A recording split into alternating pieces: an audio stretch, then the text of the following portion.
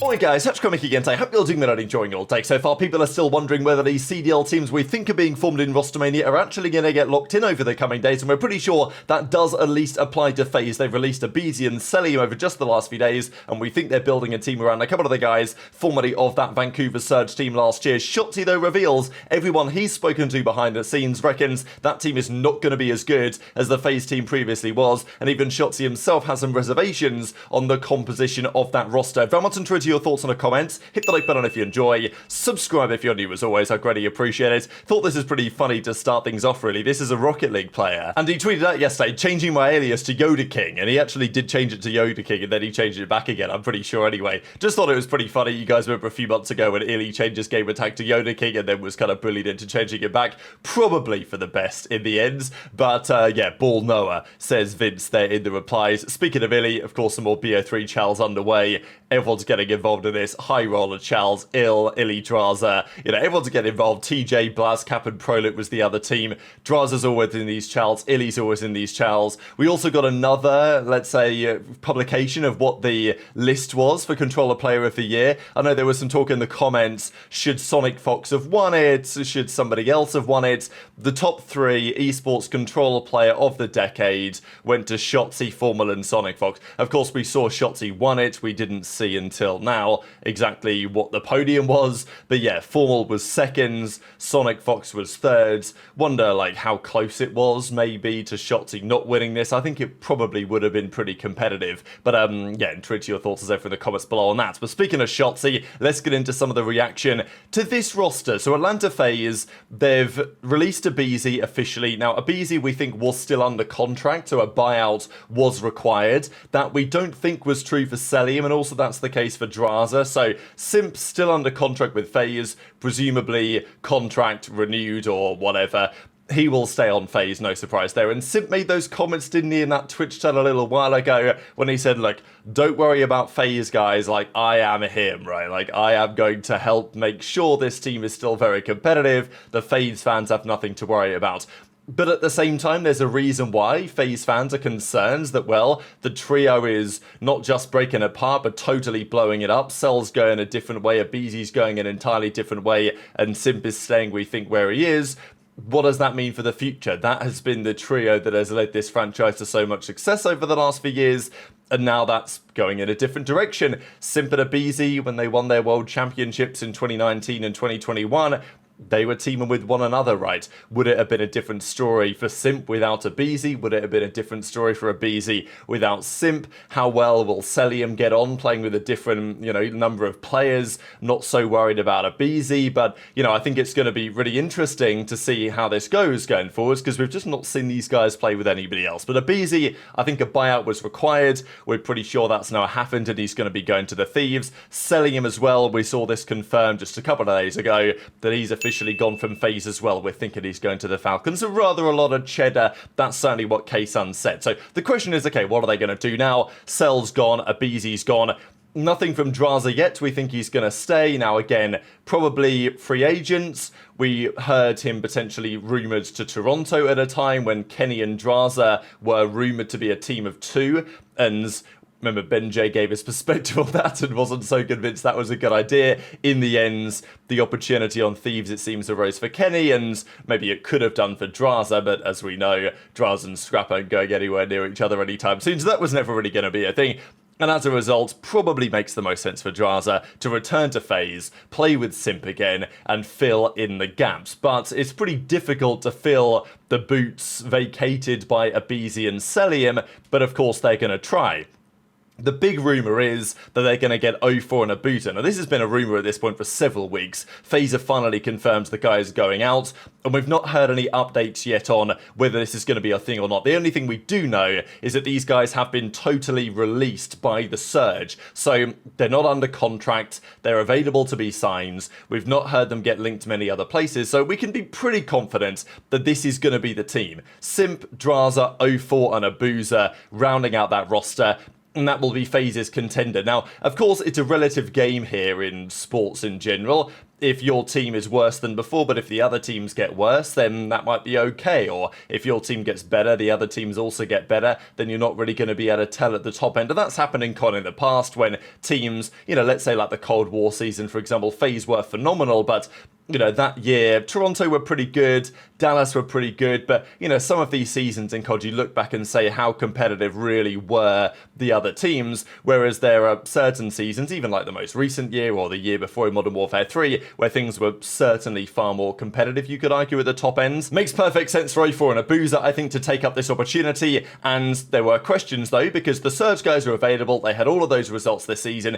Did they get the right players from Surge? That is a question, and one that it'll be interesting to see if it gets answered in due course. We still don't know where Nastie's going to go right now. Could he have been an option here? Probably yes. Abuzah maybe rated slightly higher by the pros and the community than Nastie. I think it was pretty nip and tuck between the pair of them, to be honest, but they both do slightly different things, and if you want a replacement for Cellium, probably getting Abuzah makes a little bit more sense. So, and then of course the 04 piece, that is maybe where some of the other questions come in, because look, if you're going to try and replace Cellium as an AR, it is difficult to find guys out there to do so. Abuzah is a sensible option in that regard. But I think in terms of replacing aBeZy, that is maybe even more challenging, just because there aren't many players out there that can do what aBeZy does and play at that kind of pace and that level of aggression. Maybe Simp thinks that's not necessary, right? Yes, Simp's had his success alongside aBeZy, but maybe part of Simp is thinking, well, you know what? Put me alongside a different sub-duo, I'll show you that I can still do it in a different way.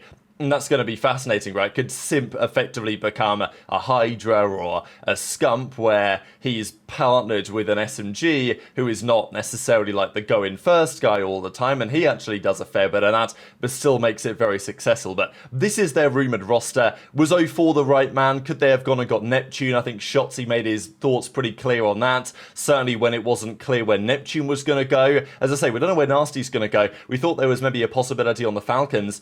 I will say Falcons are making an interesting decision there, getting Kismet in. It makes some sense that they're putting Kismet on the flex, we think, and Exnid on the sub, with Pred, and then with Cellium as the main AR.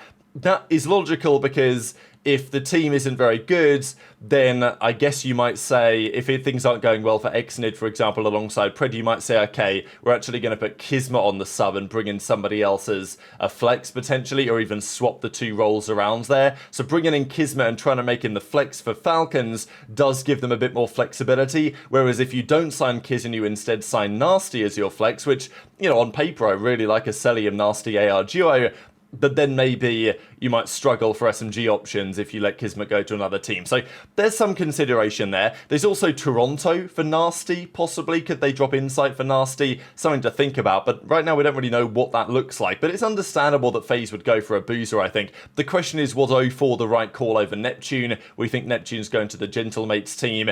There were some rumours that FaZe weren't so happy that Neptune was like, let's say, team shopping while his team was still a thing towards the end of the season. Neptune was trying to have some conversations to see if there was possibilities on Thieves or on FaZe or whatever going into the new season. And as far as I'm concerned, that's just business, right? But there were rumours that maybe there was some suggestions that people didn't want that type of a character on their team. Whether that was FaZe, who knows? But Shotzzy said he was surprised when this was initially rumoured that it wasn't going to be Neptune on this team when it could have been. But Shotzzy was on stream last night talking about all sorts of stuff, and I wanted to share a couple of clips. This is pretty funny. But also from his discussion on FaZe as a roster. He says of all those people that he's spoken to behind the scenes, and, I wonder who that accounts to, really. Who are these people behind the scenes? But I'll share the clip, then we'll talk about it. They say this team isn't going to be as good as it used to be, which is pretty self-evident in a sense, because it's tough. I mean, it's basically impossible to change out aBeZy and Cellium and pretend the team is going to get better on paper. Who knows? They might be really good and actually win stuff and be greater than the sum of their parts in a sense. But obviously you look at that roster on paper and you can't imagine that you could argue that it's getting better, and I don't think that 04 and Abuzah would disagree with at least that assessment from an on-paper perspective. But maybe there's more to it than that. Shotzzy says he's not so convinced that it's going to be terrible, but he's also not so convinced that this pretty weird composition is actually going to work. Let me reenact this.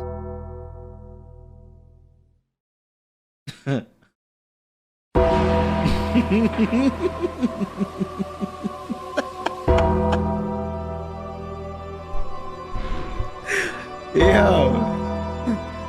Bro, there's like a slow version of this, dude.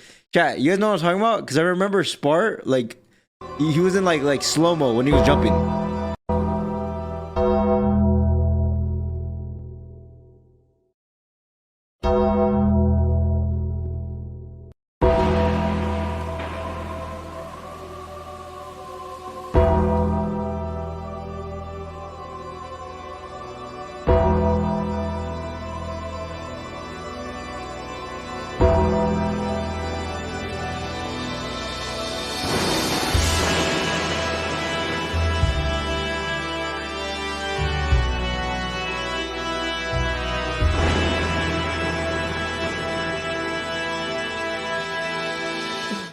Yo, you think the FaZe will be better with the new change or worse?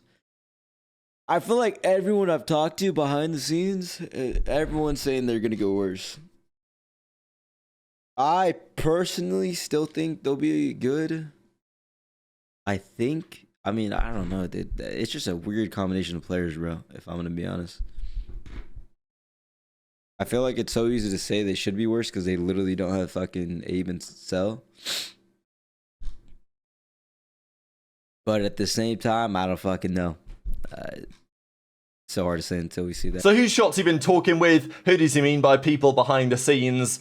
Is that his teammates, right? Because, you know, who does Shotzzy talk to behind the scenes, right? Presumably, he goes and plays paddle with Pred or whatever, and talks to his own teammates, talks to his coach. I don't know how often Shotzzy is chatting behind the scenes with loads of the other players, but, you know, it seems logical that a number of the players don't think that FaZe are necessarily going to get better. Shotzzy says the team composition's a little bit weird as far as he's concerned.